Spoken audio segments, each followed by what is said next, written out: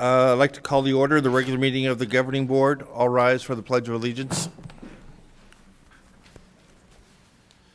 I pledge allegiance to the flag of the United States of America and to the republic for which it stands, one nation, under God, indivisible, with liberty and justice for all. Okay, 4 board members here. Mr. Bear is absent. Can I have a motion to adopt the agenda? So moved. Second. All those in favor say aye. Aye. Aye. 4-0. Awards and achievement. Monica. Good evening, President Gregoire, members of the Governing Board, Superintendent Weitenheimer, and special guests. Last spring, DVUSD students took the AZ Merit Assessment along with students from across the state. Results for Deer Valley students included 471 assessments with the highest possible scale score. This included at least one assessment from every grade level. In addition, Deer Valley has 31 students who scored the highest possible scale score on both the English, language arts, and math assessments. Over the course of the 3 governing board meetings, we will recognize all 31 students. Tonight, we recognize 9 students who are either current or former Highland Lake students. Unfortunately, not all of them were able to be here, but we will announce all of the names for recognition. Congratulations to the following students who received the highest possible scale score on both the ELA and Math AZ Merit assessments. From Highland Lakes, Brandy Anderson.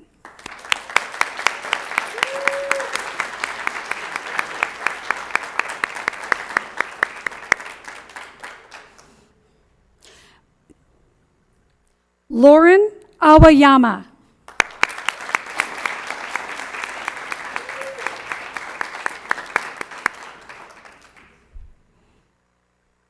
Claire Bixby.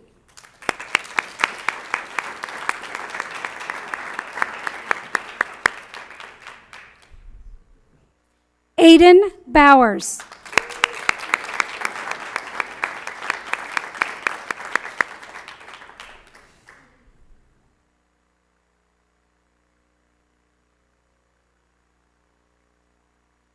Gwendolyn Kane.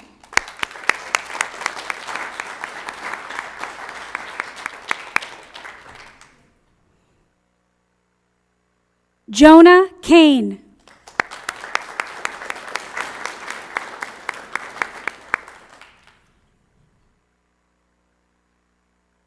Susan Martin.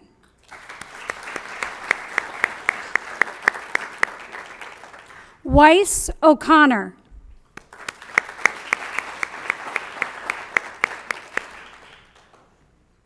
And former Highland Lake students, now attending Sandra Day O'Connor High School, Isabella Shaw.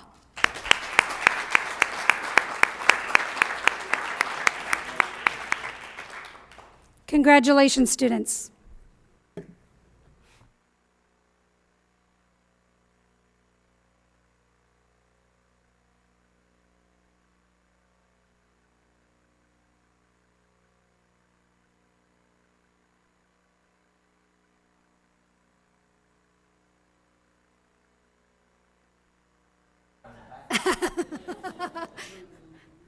In the words of their principal, these are smart kids.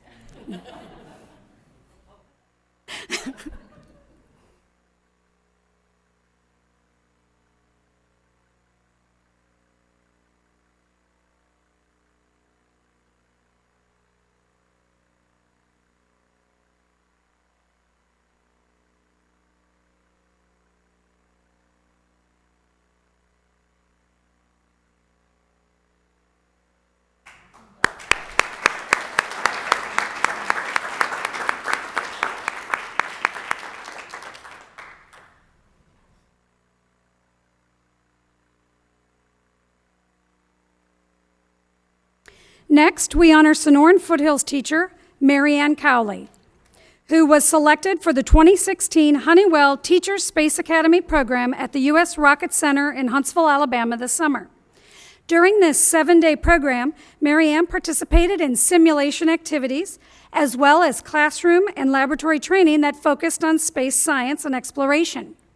This is one of the innovative programs of Honeywell to inspire future scientists and engineers.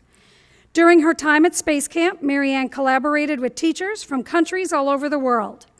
Marianne has said, quote, "Attending this program inspired me to develop strategies to become more effective in teaching STEM in my classroom and spark my students' interest in science and technology. Congratulations, Sonoran Foothills teacher and 2016 Honeywell Educator in Space, Marianne Cowley."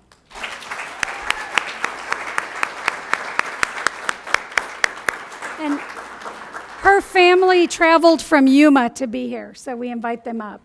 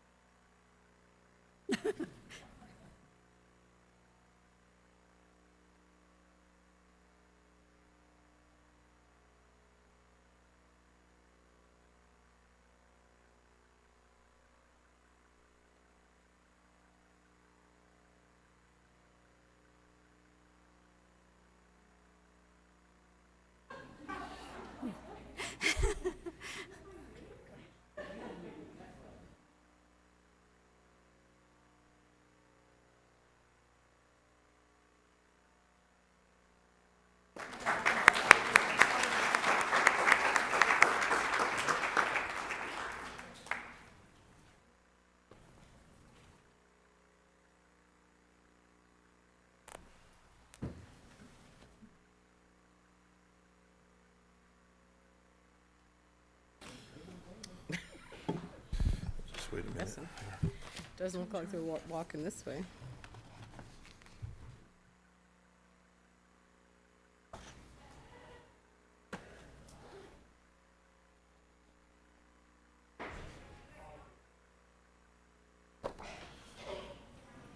Wow.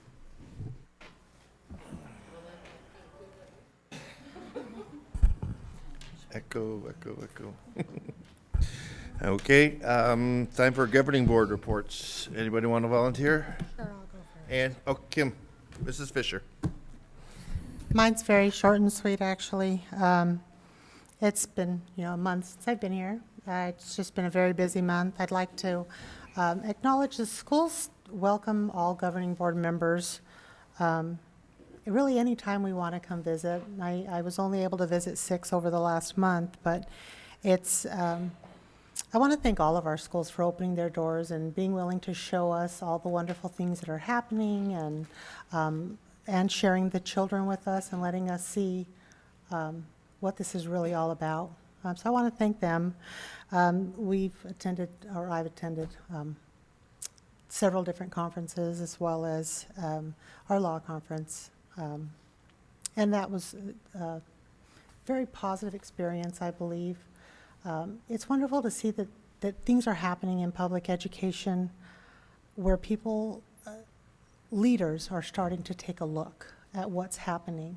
And I think it's really important that we continue to put out a realistic idea of what we're doing. They need to see what we're doing and have that transparency from us. And I want to encourage all of us to take steps to make sure that we are operating transparent so that they can be willing to champion public education and our schools and our funding and our students.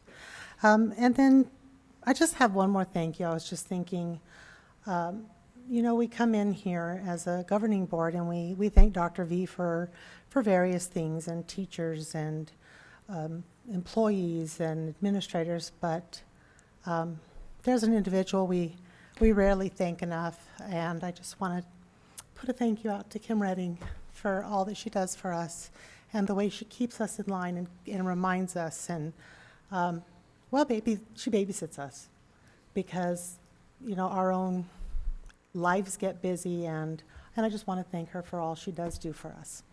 And that's my total report. Mrs. O'Brien. Thank you, President Gregoire. I was able to attend a volleyball game between Canyon Springs and Sonoran Foothills. It was a very hard-fought battle, but Sonoran Foothills did prevail. And I was also invited to the Stetson Hills National Junior Honor Society induction ceremony, which was awesome to see those. They keep getting smaller, I think, which makes me a little sad, but there was a great group of kids that were inducted this year. And then finally, I was invited by Representative Carter to be her guest at the Arizona Community Foundation and the Greater Phoenix Leadership Power of K event, which is about championing the importance of additional classroom time for kindergartners. I've left a handout that I collected at that event for the governing board members and shared a copy with Mrs. Redding. And this is a focus of Governor Ducey's. So there were some featured speakers, Dr. Michael Crow, Dr. Michael Cowan, and Dr. Lupita Hightower. It was very invigorating, and I'm very excited to find out what the governor and the legislature's plans are to provide those additional classroom minutes to our kindergartners. They had a lot of data there showing why it's so important to provide them with those very foundational minutes. So I was very privileged to be there. That's my report. Thank you. Mrs. Ordway. Well, whether it was athletics, academics, or the arts, this past couple of weeks has been very exciting. We've had homecomings, we've had Hawaiian nights, and all different things. We've got fall festivals coming up, and I realize that the thermometer may not show fall to everyone, but it actually is fall. So I'm looking forward to that, and those of you that are retiring this year or that have seniors this year, it's going to go by a little bit quicker, so make sure you suck in and soak in every moment that you have until our year is over. Thank you.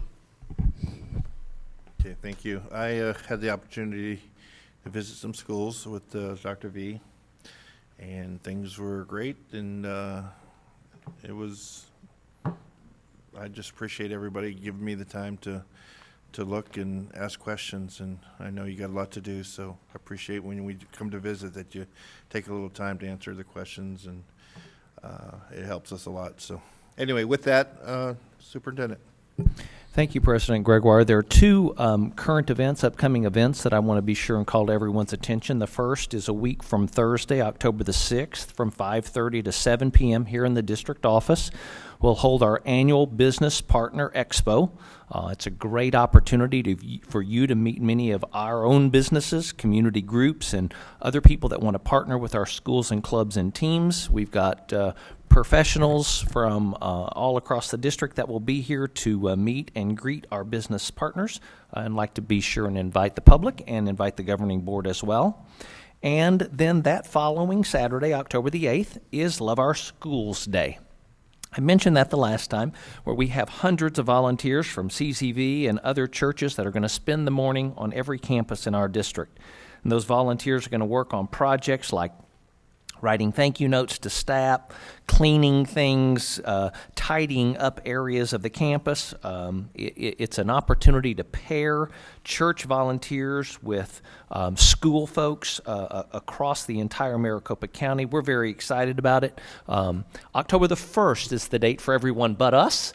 We aren't doing the 1st because that's the weekend right in the middle of our fall break, and so that wasn't going to work. And so our thanks to CCV and all of the leadership to help us move our date to October the 8th, and we're very excited about that. So again, go to a campus on Saturday, October the 8th, and you're going to see a lot of wonderful activities. And President Gregoire, that concludes the superintendent's report.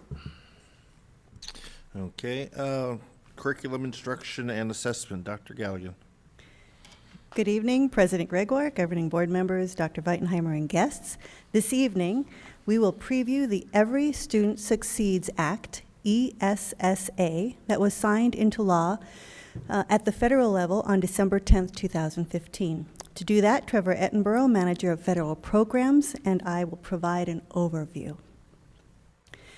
As I mentioned, tonight we will discuss the ESSA Act, focusing on its origins, highlights, promise, anticipated changes that ESSA may bring, timelines, and opportunities for stakeholder input. In 1960, In 1965, as part of Lyndon B. Johnson's War on Poverty, the Elementary and Secondary Education Act, or ESEA, was established and passed. The original act was divided into 6 sections or titles and established Titles 1 through 4. The Elementary and Secondary Education Act was initially reauthorized about every 5 years, though the most recent reauthorization came 14 years after the prior reauthorization. In that prior reauthorization, the Elementary and Secondary Education Act was reauthorized as No Child Left Behind in 2002 by George Bush. More recently, on December 9th, 2015, the Elementary and Secondary Education Act was again reauthorized as the Every Student Succeeds Act, or ESSA, along with strong bipartisan support. ESSA replaces No Child Left Behind, and with a few exceptions, takes effect in the 2017-2018 school year. The Every Student Succeeds Act was written with the express intent of limiting the federal role in education policy and increasing local control. The Arizona Department of Education, along with states throughout the country, are currently developing plans and seeking input on those plans for the deployment of the Every Student Succeeds Act next school year.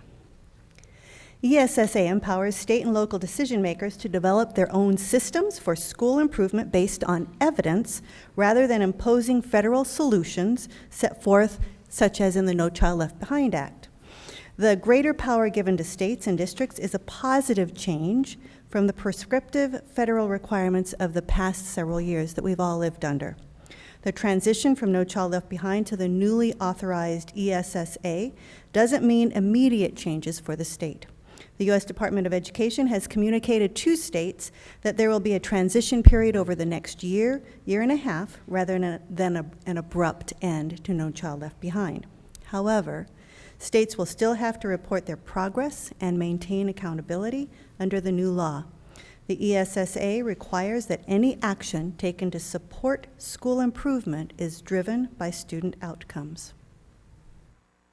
When presented by the White House and the U.S. Department of Education, ESSA promises to empower states to define high academic standards, ensure accountability for all students, including children of active military members, children in foster care, and English language learners, to provide increased local control through state-developed research-based systems for school improvement, to allow more balanced approach to required testing, and to increase access to preschool, as well as provide an increase in resources to encourage school reform through locally defined evidence-based interventions. When discussed by the National Education Association, there's optimism around a shift from core academic subjects to well-rounded education. This shift is evident in the language of the law and reflected both in the promise of local control for evaluating and reporting school and student performance, and growth as well in provisions for support of well-rounded education in Title IV. According to the Arizona School Boards Association, ESSA will bring the major changes you see on this slide to states and districts. We look forward to information on each, but especially on how we can impact student social and emotional health and ensure our most effective teachers work with our most vulnerable population of students in our Title I schools. In each of these, the role of the federal government and the U.S. Department of Education is now limited. One of the larger changes from NCLB to ESSA is rather than the federal government creating goals for all students to meet for student proficiency, the state is now given the opportunity to write their own goals and to choose how they want their accountability system to look based on the needs of students. Another change is that in ESSA, English language proficiency is no longer a separate accountability measure, or AMO. Instead, English language learners are part of the regular accountability system and included in the evaluation of school and subgroup performance. 3 major changes are related to state assessment. Students taking Algebra 1 in middle school can take the high school middle school assessment for their end-of-course test instead of the 8th grade math assessment. We found that to be true this past school year. Students will be tested at least once in elementary, middle, and high school, and no more than 1% of students statewide can take an alternative assessment provided for students with the most significant cognitive disabilities. According to Diane Douglas, Arizona Superintendent of Schools, the new flexibility in choosing assessments is important because the test was meant to measure and look at how a student is doing and determine how we can best help them improve their skills and their knowledge, not evaluate teachers or determine school success. You can see that ESSA provides or proposes flexibility for states as they design or select state assessments. The new flexibility in assessment options aligns with recent state legislation this past spring. That would be Senate Bill 1321 and House Bill 2544. And according to ADE Associate Superintendent Layla Williams, ADE is looking at becoming one of the 7 states that will take part in a pilot program to develop innovative assessment systems.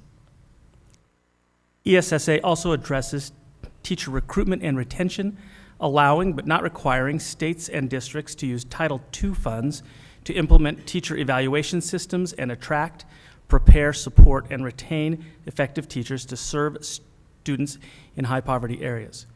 Arizona Department of Education Deputy Associate Superintendent Mark McCall notes, the idea that we're looking for and that the federal government will be supporting is measures of effectiveness. We'll be looking for your most highly effective teachers to be connected to your highest need students. In addition, schools will be able to use their federal Title II funds for teacher professional development, evaluation, and certification in more flexible ways. Additionally, ESSA reauthorizes the Teacher Incentive Fund, a competitive grant to support innovative educator evaluation systems. ESSA will allow for the use of Title IV funds for essential student safety and health programs, and will also allow some of this flexibility in Title I. Deer Valley currently uses Title IV to deploy 21st century community centers in 5 of our Title schools. ESSA preserves the 21st century community centers in their current form. Additionally, ESSA eliminates 49 separate programs, including many that support comprehensive needs of students, and combines those into a block grant to be called the Student Support and Academic Enrichment Grants Program. This program authorizes activities in 3 areas: providing students with a well-rounded education, supporting safe and healthy students, and supporting the effective use of technology. We have talked a lot about the promise of ESSA and some about the anticipated changes ESSA will bring. However, the actual deployment of ESSA nationally and locally is dependent on the guidance and rules established and set forth in place at both the federal and state levels. For example, dialogue continues at the federal level around the authority federal government has to prescribe particular methods for demonstrating that federal funds are used in a supplemental manner rather than a supplanting local funds for students. This is evident in the rulemaking and comments around supplement, not supplant, of which the final rules could have a significant impact on how funds are distributed at a local level. With the scope of changes present in ESSA, both the U.S. Department of Education and state departments of education are considering input from stakeholders as they draft federal rules and state plans. Currently, the U.S. Department of Education has released proposed rulemaking for several components of ESSA and continues to take stakeholder input as proposed rulemaking is released for each component of ESSA. The public can find notice to proposed rulemaking and links to provide input and the U.S. Department of Education's ESSS page on the website. This, however, is Arizona Department of Education's ESSA Plan Development Timeline as shared on the Arizona Department of Education's ESSA website. Arizona Department of Education is actively seeking input into our state plan and also providing regular updates on the team's progress on plan development and rulemaking as it is released. Visitors to the Arizona Department of Education's ESSA, try and say that 3 times fast, ESSA's webpage can see the input being provided regarding plan development, be able to complete a survey to inform state leaders of stakeholder priorities, and give input to the Arizona Department of Education. General feedback regarding the initial 75-page draft of Arizona's ESSA page and plan can be submitted via a survey that you can see here, That dedicated website also contains links to additional ESSA resources. Feedback can also be submitted via an email, and I can get that to you if you would like. And you are invited to join the conversation on either Facebook or Twitter using hashtag ESSAinAZ. As a district, we will submit collective feedback that we gather from our principals at the level meetings later this week. In addition, a request for our teachers and staff to submit feedback will be in this week's DV Voice. Additionally, this is very cool. Dr. McCusker, Director of Special Education Student Support Services, was invited to represent DVUSD in a special education sit-down discussion with State Superintendent Diane Douglas and others for the implications of ESSA and special education in Arizona. That will take place tomorrow. All stakeholders are encouraged to review plans, proposed rules, and to provide feedback. The good part about Every Child Succeeds Act is that it spells the end of federal punishment for schools, principals, and teachers whose students have low test scores, and it restricts the ability of the U.S. Department of Education to dictate how schools should reform. There is no more AYP, as mentioned before, adequate yearly progress. There is no more deadlines for 2014 by which every student in the United States everywhere would be proficient. However, sadly, the law encourages more privatization of public schools by promoting the funding and expansion of privately managed charter schools. Another challenge are strict limits on the number of children with disabilities who can be exempted from regular state testing and given accommodations. As I mentioned before, this is only 1% of all students in Arizona. This seems to me to be a decision that should be made by local school districts rather than the federal government. That's my own 2 cents. But one thing is for sure, this is only the beginning, and we are just seeing the tip of it.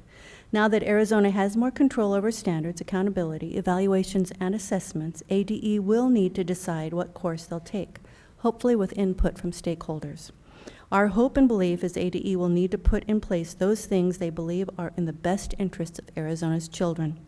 Over the next year, we will see passage of laws, tinkering with the education system, and a continual modification of what we know now.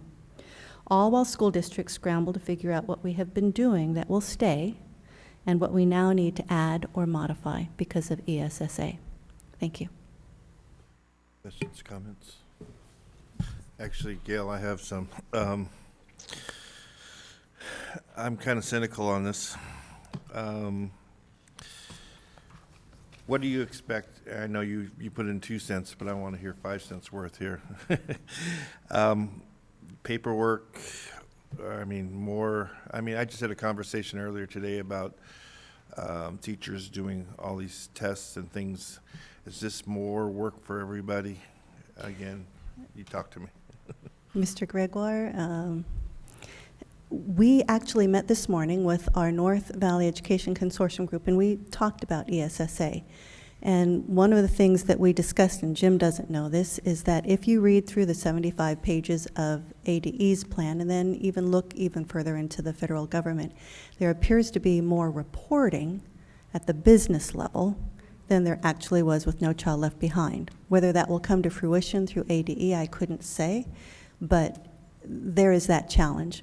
When we look at the possibility of choice of assessment, what we've been led to believe in conversation is that any choice in a different assessment or menu of assessments will be at the cost of the district. And if districts choose to use their own funds for assessments, that then reduces the number of students who participate in the state assessment, which is AZ Merit for us, which then impacts the cost of that for the state. At this time, there is no known way of how that will be rolled out and what assessments will be determined. That is to come from the State Board of Education and ADE. In essence, if you want my I do. 3 more cents. Do. ESSA really does not change, in my mind, the accountability requirements that No Child Left Behind had for us. It shifts them a little bit differently.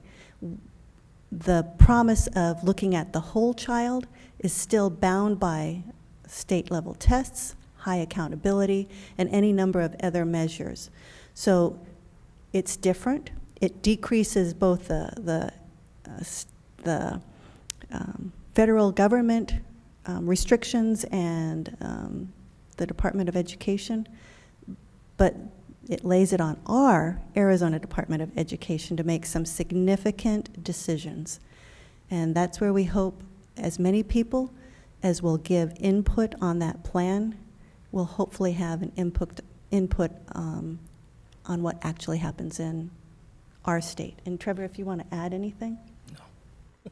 That was great. He doesn't want to That give was his 2 to 5 cents. And then one of the almighty questions I always ask is, do you see any increased funds or new monies or status quo or? I'm going to direct that one over to Trevor a little bit more. President Gregoire, it's still unclear in first the federal allocation, but then how the states will be given more latitude in how they slice that up. So for the 17-18 school year, the allocations we really don't know. There is some concern in Title IV that it was authorized for, I think it's 1.6 billion, but funded at about 500 million. And so there's some of those kinds of concerns, but exactly what that'll look as it gets to the LEA or the district, we still really don't have a good picture of that. And Mr. Gregoire, just one other comment on that. As Trevor mentioned, a number of programs, 49 of them, have been disbanded or will be disbanded, and they will be clumped together in a block grant. So how ADE makes a decision on how districts will be able to apply for that block grant for those 3 areas, a well-rounded education, for the health and wellness of kids, and for technology, all remains to be seen. But that is a pot of money that could possibly grow, but how ADE allows LEAs to make some decisions on that and to apply, we don't know yet. Okay, great. Anybody else questions? Go ahead, Ms. Fisher. Just because of kind of where you're at in the conversation. One of the things that I've heard is I think I heard it at the law conference, and I've heard it at a few other conversations with individuals, is ADE is able to divert funds to underperforming schools from all schools in general. Have we heard anything along the lines of how they're going to, or is that another one where we just don't know what they're going to do, where they're actually going to move it to? President Gregoire, Ms. Fisher, it's outlined initially in the state plan that there are going to be, I'm losing the word. There's 2 categories of at-risk schools, and every 3 and it looks like right now when you look at it, every 3rd year and then every single year, depending on which category those schools fall into. And the state is required to set aside a portion of their allocation for school improvement in those targeted schools. That's what is being defined right now in the state plan, and what part of what they're seeking input on. But there's also a lot of, when we had a Title I directors meeting, there was a lot of questions still on what that will look like, and will it be every 3 year for both categories of schools, or every 3rd year for one category of school and every year for the more intensive categories of schools. And some of that still hasn't been defined. Now, since we haven't had the A to F rating in what, two years now? Hasn't changed. Are they going to be using that old score? No. To determine these things, or are they going to use our current testing? Some of these are first-time tests if we didn't perform well because they're new. I mean, do we know what they're going to use for their base? President Gregoire, Mrs. Fisher, we don't currently know. That is an area of some concern, especially given the timeline for identification of those schools from when the rules are released. So, President Gregoire, Ms. Fisher, yesterday, actually, the State Board of Education had a meeting, and a good chunk of that meeting was on the accountability system, and they were seeking input from individuals, whether that was charter schools, parents, community members, public education, districts, and everyone had an opportunity to share what they felt should be part of or not part of the upcoming accountability system. But the loudest message that came out of that meeting was make a decision, because we're already here at the beginning of the school year. We're even a quarter of the way through the school year, and state testing will be just around the corner. So the State Board of Education's next meeting, I believe, is October 24th or 27th. Hopefully there will be further progress on that. I seriously doubt, and Dr. Smith can add possibly to this, that there will be an exact replica of what was in place for Ames. They are looking, as the State Board of Education, at something different. Now, are they looking at anything regarding the fact that charters maybe don't have to have the same student demographics that we do? Or I mean, they've looked financially to even us out. Are they looking to even what charters versus public education is doing? I know they're public education, but public charters versus district LEAs, are they looking to even out or taking into consideration that we do service some of the students who are more in need? Because I know there's only a percentage, and we talked about the 1% that she talked about earlier, but in that calculation, is that being considered at all? President Gregoire, Ms. Fisher, our charter schools seem to have a loud voice at the State Board of Education. There are 3 ad hoc meetings that are upcoming, and I'll put those dates and location in the next communication with our board so that you're aware of when those are. If you're interested in attending one of them, they are open to the public. As far as, are they looking at charter schools and public schools differently? At this point in time, there is no commitment one way or the other. Okay. Can I ask that, Kim, can you put that on calendars, or maybe even send me meeting invites to my work so that so that I get those reminders? Thank you. Any other questions? I just wanted to add that that meeting for State Board of Education, ASBA sent us a really nice summary of it, and it has all the dates for the ad hoc committees, and it also has some of the minutes that may not prove to be so looking at the charter schools any differently than traditional public schools. Thank you. Thank you. Let's update. Jenna. Good evening.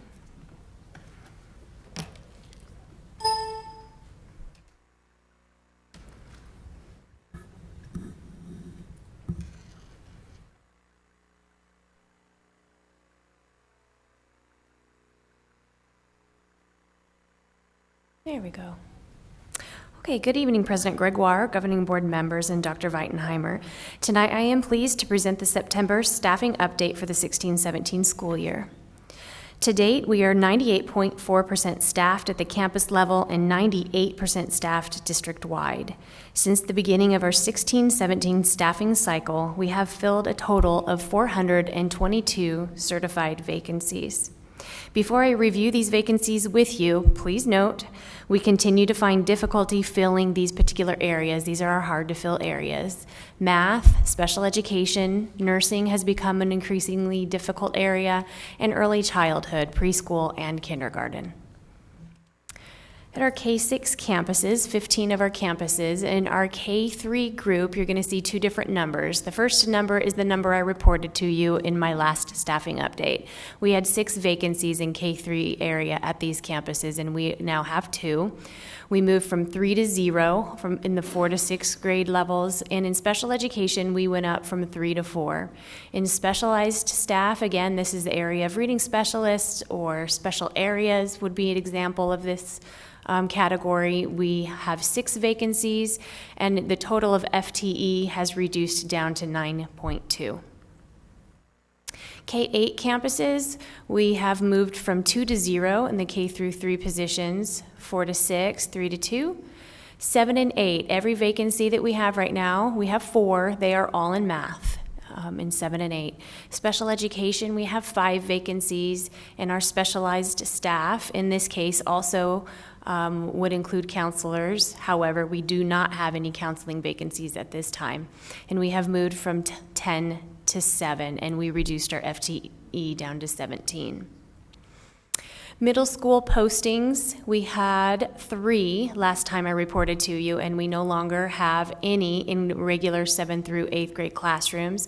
We do still have 3 in special education, and we still have 1 in our exploratory and support area, and we have a total of 4 FTE, so all of those vacancies now equate, thank you. One of those works, equate 4 FTE. High school postings, math and science, we only have 2 vacancies now. And in history and ELA, we no longer have vacancies. Special education, we maintain at 1, and we only have 1 foreign language left, a total of 4 FTE at the high school level. Our comparisons from last year to this year, overall, our campuses have yet to fill 33.9 FTE as compared to 22 FTE this time last year. District-wide, we currently have 55.4 FTE posted for classified employment, and that's compared to 61.8 FTE last year. Our schools and departments have been actively working to fill these vacancies. Items to consider when looking at this information on this slide are still various posting cycles, positions that we have added. Various posting cycles also include title budgets. Timing could be a change of plan in a title plan and a change of staffing. And then also, we are working to manage the resignations submitted by our certificated people during the summer months and also since the first day of school. So here's that information for you. These are certainly staffing struggles that we are encountering. We have received 17 resignations, people that have abandoned their positions or asked to be released from their contracts since the first day of this students starting this school year. During our summertime, we received 44 resignations. 24 of those were general education or special education teachers. And these all resigned during June and July, so between the last student day of last school year to the first student day of this school year.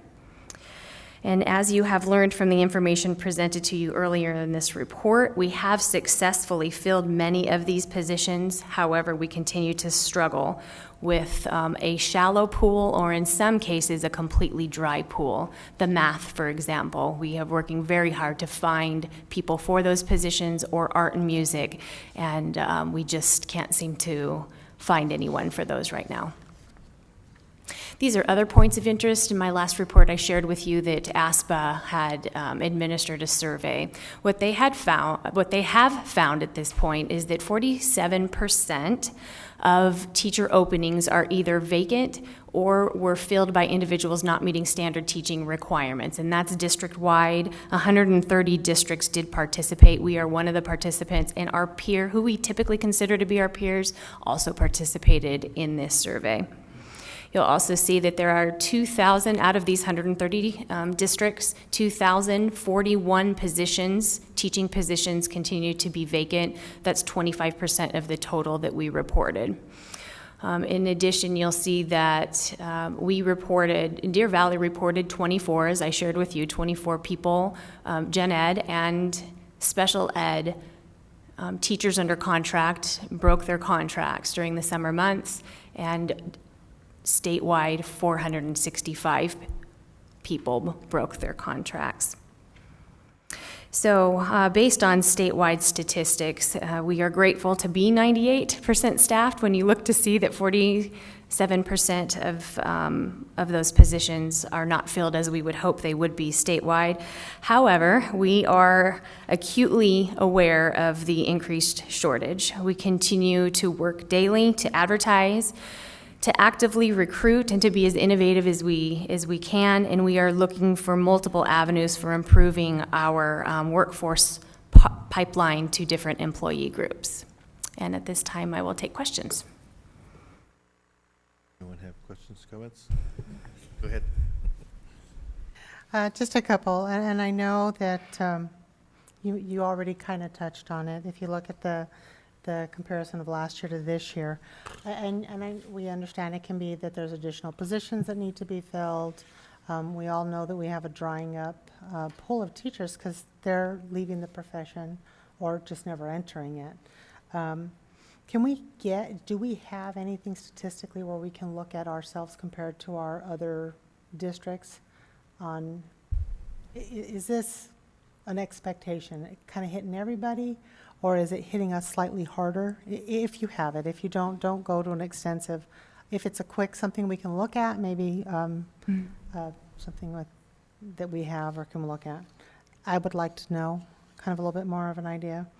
And then with the 17 certified employees that resigned, because I know we're now doing the exit interviews, I would like to know, and obviously we don't need a specific reason for each one, but I'd like to know if there's a consistent theme. Mm-hmm. Is there something consistent in why they're leaving? They're all being offered better contracts. They're moving out of state. If there's a consistent factor, greater pay at another district, or dissatisfaction due to something occurring here. Just something to kind of give us an idea, maybe just a blurb in the Friday update or something, to kind of give us a better idea of what's going on. President Gregoire, Ms. Fisher, we can provide both of those things to you this Friday. Our peers did take the same survey, so I think that you'll see our comparisons with our peer districts. And if there's anything beyond that you're looking for, I'm sure we can find it for you. And then information that we have collected from exit surveys, we also have that prepared for you that we could send your direction. And just to pile on with what Mrs. Fisher said, I think, yeah, if you have that information, it'd be great, because we were talking earlier when we were talking about starting salary and other issues, how we compare with our peers. So it's very interesting to see where they're at compared to where we're at, and kind of do an analysis of where we need to be competitive to get those teachers, because if they're full up in certain areas and we're not, we need to evaluate, is that addenda enough for that particular position, or should we have an addenda for that particular, something like that. But I think, again, that information is valuable and needs to be researched so we can proceed further in dealing with the next year and the year after. So anyway, thank you. Any other questions? Yeah. Mrs. Ordway. Does the 6/5 add into anything about positions being filled? How does that weigh in? It is always extremely helpful for us as far as covering classes. It was a question as part of this survey, so the information that I do share with you, you will see the comparison between us and Paradise Valley, Peoria, Dysart, as far as covering that FTE with 6/5. And we do that, and other districts do as well. Okay, thank you. And did you have something? I had a couple comments. Go ahead. Sorry. Thank you, President Gregoire. I want to clarify on the 44 certified employees you said that resigned between the last day of school year last year and the beginning of this one. Only 24 of them were classroom teachers? Were general education or special education teachers. The remaining people were either other professional, itinerant staffing, or administrative staffing. Okay, and then related to Mrs. Ordway's 6/5 question, when we have those classes taken by the 6/5, do you then show it not as a vacancy on our report? No, it does not show to you as a vacancy unless the campus calls and requests it to be posted again because they would like to find an outside candidate to fill that vacancy at semester. It will not show up as a vacancy as part of this report. Okay, so when you provide us our Friday, the information on the Friday update, you'll include how many of those vacancies are filled by the 6/5? Yes, you will see it in that report. And just to add, the Friday update, I know it's good for the board to have, but is there any way we can share that with everyone? Again, I know, and this is just an idea going forward, we'll talk about it, but since it was brought up and the information is coming on Friday update, we just need to wait, because a lot of times we ask you to update us on Friday, and the board's the only eyes that get to see that. Is there any way? Anyway, I'll bring it up at a later date, because I think I'm off the topic here, and I don't want to be, but... move on to old business. Mr. Gregoire, we have 7A. We had, 2 weeks ago, we brought you 10 policies for first reading. Tonight, we have second reading on 9 policies, and I think 1, maybe 2, had a minor adjustment to it, and we'll call those to your attention as we get to those, but we'll take them one at a time, and I get to go first because the first one's mine. Before we go, we need to make a motion Yes, in a please. second, and then we'll go. And basically what I've asked staff to do is just to tell you if there are any adjustments from what you saw 2 weeks ago. I'd like to move that the governing board accept the administration's recommendation to conduct a second reading and adoption of revised policy BDF advisory committees. We have a motion and a second. Go ahead. No changes. Okay, with that, any conversation? Seeing none, call the vote. All those in favor, say aye. Aye. 4-0. Go ahead. I'd like to move that the governing board accept the administration's recommendation to conduct a second reading and adoption of revised policy EBAA, reporting of hazardous warning systems. So moved. Any changes? No changes to this policy. Okay, any conversation? Seeing none, all those in favor, say aye. Aye. 4-0. I'd like to move that the governing board accept the administration's recommendation to conduct a second reading and adoption of policy IHAMC, instruction and training of cardiopulmonary resuscitation. So moved. Any changes? No changes. No changes. Call the vote. All those in favor, say aye. Aye. 4-0. I'd like to move that the governing board accept administration's recommendation to conduct a second reading and adopt revised policy JC, school attendance areas. So moved. Any changes? There's a lot on this one. Anyone? Changes? I'm sorry, this one's mine. From President Gregoire, no, there have been no changes since the first reading. Okay. Let's call the vote. All those in favor, say aye. Aye. Aye. All No. those- 3 ayes and 1 nay. I'd like to move that the governing board accept administration's recommendation to conduct a second reading and adopt revised policy JFABD, admission of homeless students. So moved. There's only 1 line here. That hasn't changed yet. There are no changes. Okay. With that, I'll call the vote. All those in favor, say aye. Aye. Aye. 4-0. I'd like to, that the governing board accept the administration's recommendation to conduct a second reading and adoption of revised policy JFB, open enrollment. So moved. Any changes? President Gregoire, there is one change with this policy. We have added, if you look under revocation timeline, we've changed kindergarten through 6th grade to kindergarten through 8th grade to revoke open enrollment at the end of the quarter. And that also will cause the second bullet, and that's the change from grades 7 through 12 to grades 9 through 12 to revoke at the end of the semester. Currently, the policy reads that 7 through 12 would allow revocation at the semester, and that's because it's identifying the grading period to be at the end of the semester. All of our 7th and 8th grades end their grading periods at the quarter. So we're trying to align with our K-6 group. Okay, great. Any questions? Seeing none, call the vote. All those in favor, say aye. Aye. I'd like to move that the governing board accept administration's recommendation to conduct a second reading and adopt revised policy JICI, weapons in school. So moved. Any changes? No changes. Okay. Call the vote. All those in favor, say aye. Aye. Aye.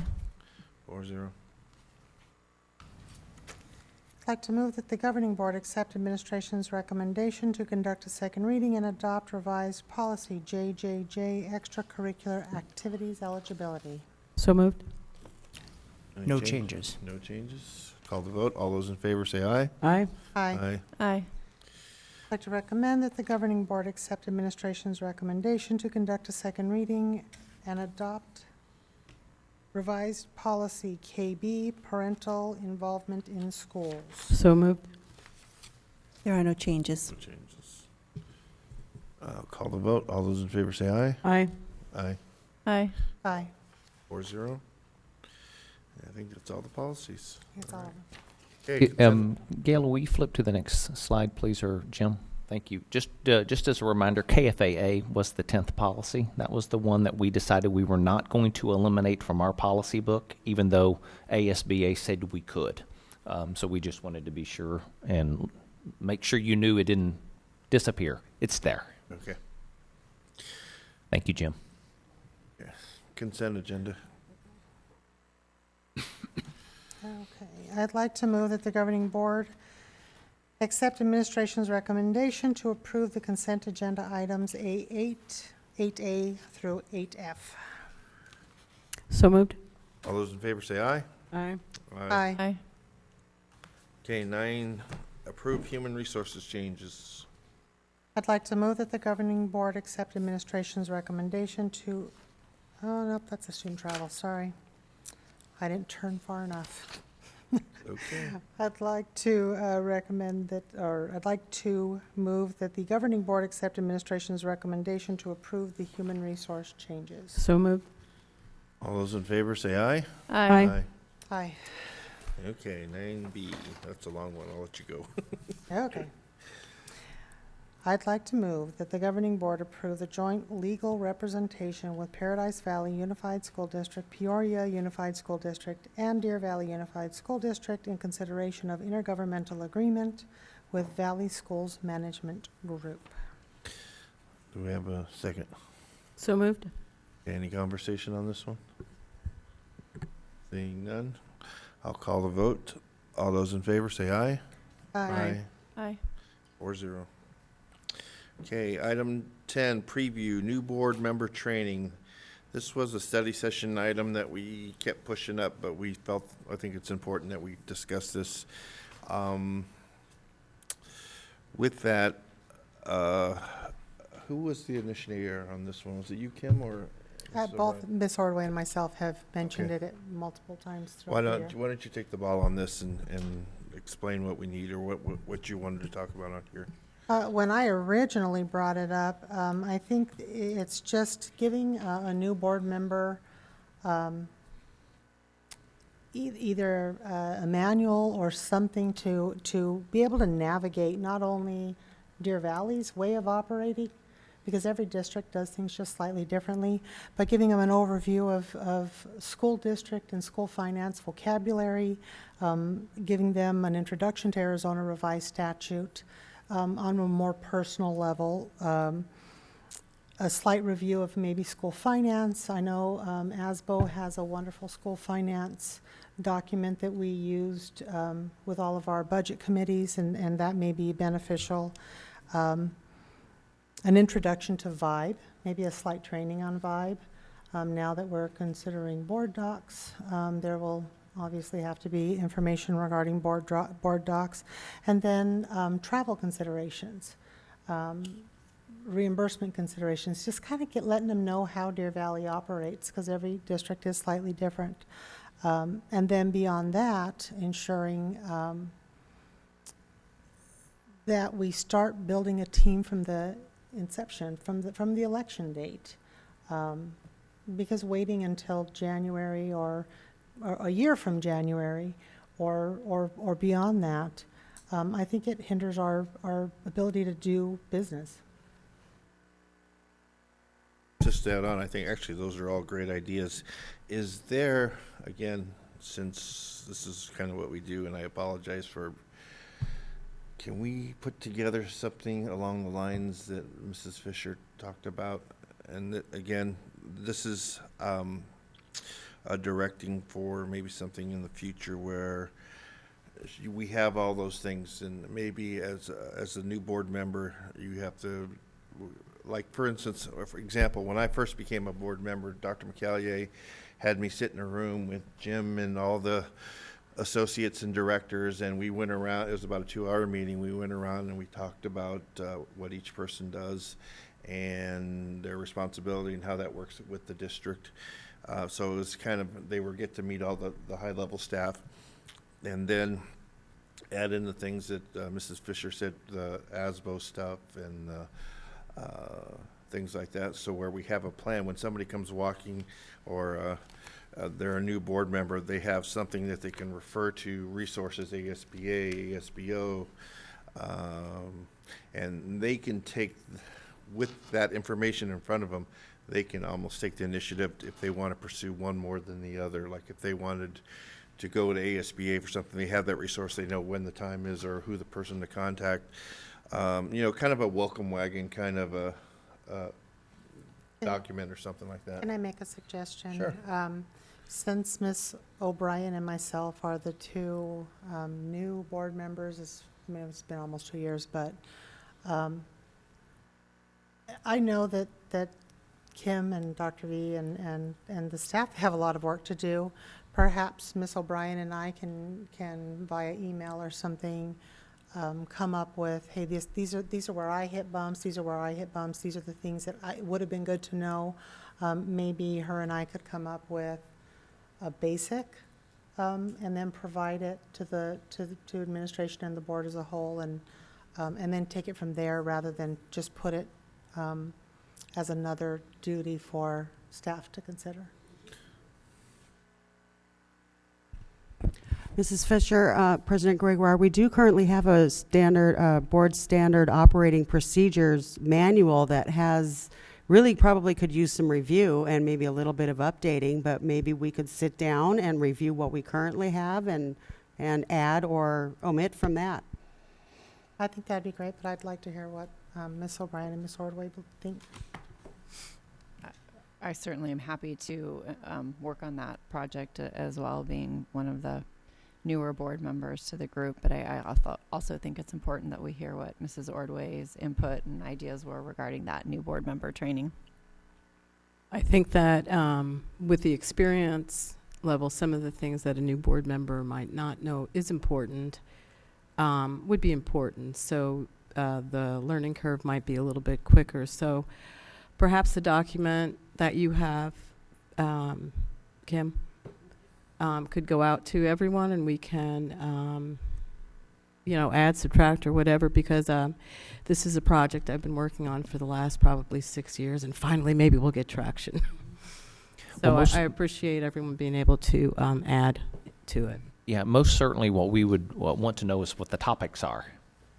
You know, if we know the topics, then we can kind of create the welcome wagon approach to that. So with we've that, got a good start. Ms. Fisher made the suggestion that her and Mrs. O'Brien take on this project. And this is not a preview item, and it's not a voting item, but as a board, I think we can at least direct, like we do in a study session, that if that's what we feel we want, we can empower them to work with the superintendent to create that. Could we start with seeing the foundation that is already established and have that go out to all board members so it can come back and before we embark on a committee working on it at this point, maybe have this agenda item come up at the next board meeting. Good idea. To check our progress and see where we need to go from there. Good idea. Okay. Thank you. Okay, and seeing there's no nays on that, let's make that happen. Will do. Okay, policy to discuss development of board goals in open meeting. And this might be my fumble here, where I think Mrs. Fisher wanted us to discuss board goals in an open meeting. And I misinterpreted this as looking for policy to make sure that happens. And I feel that we really don't need it. It was just a request to add it on a study session so that we could set our goals in public. Okay, anyway. I don't think we need a policy. Which you have to do anyway, because But you because can't, I don't you think can't do legally that you in can do executive it any session. other Anyway, way. my understanding was try to make a policy to And be work with that done. going forward, but we don't need a policy, and much ado about nothing, and I appreciate her idea. So let's, we'll do that for, Yeah, at least that for was this, tough. for this board, we're gonna have our board goals in an open meeting, and future boards can figure out what they wanna By do. law, they have to have it in an open meeting too. Yeah, it's not, Okay, it's not something we then they could better do. do it too. So are we having this as a future agenda item to Yeah, discuss? this will be on a study session when we make our board goals, because as you know, we are making our board goals on a January to December, because that's the way our election cycles work. And that's what I thought we talked about, so. Correct. So actually, I would think that the next thing we would do would be talking about whether or not we achieved our goals that we set earlier this year. Okay. In In the October next- and November, we'll in work out October a and November, study if we session could have- time to maybe in November, if that's to- possible. to Thank get you. those resolved, so, or identified. Okay, School Facilities Board Fiscal 2017 Capital Plan. President Gregoire, members of the board, Dr. Weidenheimer, speaking of much to do about nothing, we present the fiscal year 17 capital plan for your preview this evening. We will bring it back at the October 11th meeting for formal consideration. I'm joking, obviously, about my comment, but as you will see from the report, it's required annually for us to submit. But we don't qualify. This report goes all the way out to fiscal year 26, and based on the School Facilities Board's calculations for when we would qualify for a new school, we do not reach that mark during this window of time in either our K-8 population or our high school population. So we would have to be greater than 27,000 and some change in the K-8 population, and a little over 12,000 students in our high school populations to qualify for an SFB-funded school. It also is worth noting that the SFB has limited resources to be able to even provide for a school, so it probably is a moot point in more than one way. So I'd be happy to answer any questions you might have. Any questions or snide comments? Just the $1 million question. No. Have they given money to anybody since 2006? Last year, the answer was no, so. President Gregoire, Ms. Fisher, I think Agua Fria has qualified for a new high school Ooh, okay. recently. So Cool. that's the one that I am aware of. Aren't they using money from there to fix the schools that are closed because kids can't be in them right now? President Gregoire, different- Ms. Ordway, a different program also funded by SFB, but Oh, that's okay. a deficiency correction or emergency need that's being funded from the School Facilities Board. Just Okay. Any other comments? Seeing none, public comments. We have 3. Each person will get 3 minutes. Thank you. We're going to read admonishment first. I'll call them up in this order. Jenny Paperman. Heather Carter's not here, is she? I don't think I see her. So we only have 2, actually. Jenny Paperman, then Jennifer Stein, in that order. The board invites public comment on the district's business in general and in any agenda item in specific. All speakers must observe the rules of decorum. Speakers must fill out a card listing name, address, and topic, and hand it to the board secretary prior to the president calling the meeting to order. Speakers must make their comments in no more than 3 minutes. If necessary, to accommodate all speakers within 30 minutes overall limit, the board president may shorten each speaker's time. Constructive criticism is in order. Rudeness, vulgarity, disruptive conduct, or remarks disrespecting personal dignity are not in order and will not be allowed under the Arizona Open Meeting Law. The governing board cannot discuss or act on any items not listed on the agenda. Board members may respond to criticism made by speaker, ask staff to review a matter, or ask a matter be put on a future agenda. Okay, Jenny.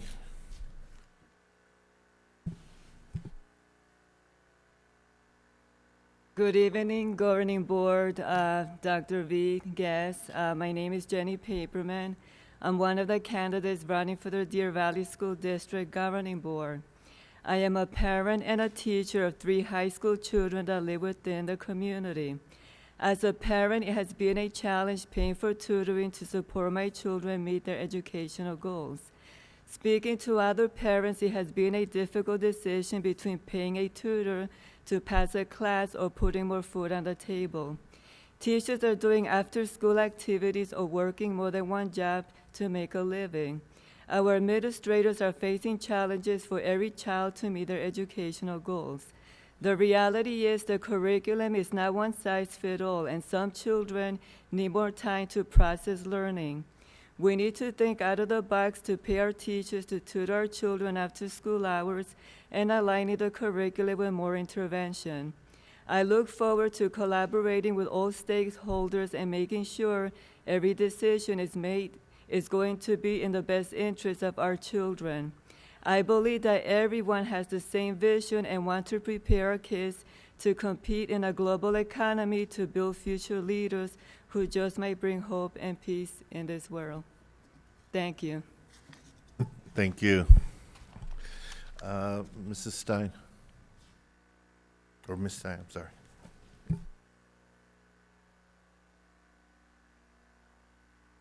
Good evening, Board President and members of the Governing Board. Thank you for this opportunity to talk. I'm actually here speaking on behalf of multiple neighborhoods, including... Sorry, real quick, just state your name. Oh, sorry, I'm Jennifer Stein. Okay, thank you. And I'm here speaking on behalf of multiple neighborhoods in the Noterra Canyon, Stetson Hill, and Sonoran Foothills areas, including representing Block Watch Phoenix North, which comprises about more than 5,000 members, including our community leader, Julie Reed, and a recently formed task force known as Together Advocating for a Safe Community. So I believe you're aware of what's recently transpired with the Adobe Juvenile Facility being transitioned into a reentry center and repurposed for an adult corrections program, because we have received notification from the school, and I'm gracious for that, so thank you. Unfortunately, that program is still fully active, and the only part that has been eliminated to date is the sex offender program. There are 4 programs currently housed at the reentry center. One is the day reporting, which is relatively new. I'm not sure if you're aware of that, which is bringing more than 600 parolees into our neighborhood. The second one is the homeless offenders program. The third is a program for drug offenders, and then the fourth is for technical violators. So consequently, we're still seeing a number of offenders, including violent offenders, wandering around our neighborhood, which, again, unfortunately, the program does not have oversight and appropriate supervision. And again, this program came to us with a lack of transparency and public notice. So it's become a really big issue in our neighborhood. One thing I just want to point out and thank the district is for making safety a priority. That is the #1 priority for us, and I'm so happy you share that philosophy. But what's equally important is the safety to and from school.